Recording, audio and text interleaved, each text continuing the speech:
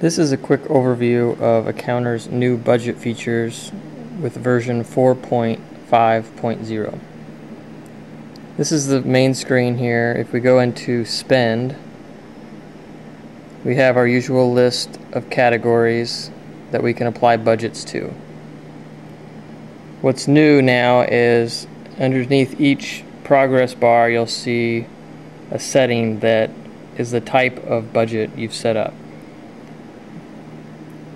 If we go into the settings of the category by clicking on the blue arrows, we have now a field for the rollover amount if you choose to have budget rollover, and also a section for budget options. If we click the blue arrow for budget options, we can dig deeper. We have the usual reset. Once you change the budget reset date, it will reset back to 0 as usual. We have now a never reset, where it will never reset back to 0, the spending amount. We have rollover into category, so if there's a remainder left over at the end of your time period, the remainder will roll over into the category.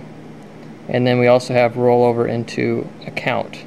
So for this particular category, the remainder will roll over from, well, basically do an automatic transfer from my checking account to my savings account with whatever the remainder amount is. So I've got entertainment rolling over into my savings account. That would be $50 left over, so that would be the amount getting rolled over. Food rollovers into the category. So I'll have $40 that gets added to my already existing $400 budget for food. And then for house and utilities, it's set to the default. The spending amount will just reset back to 0. So we can go ahead, go back to home, click the top blue arrow to get to the settings. There's our reset budget date. Automatically defaults to today's date.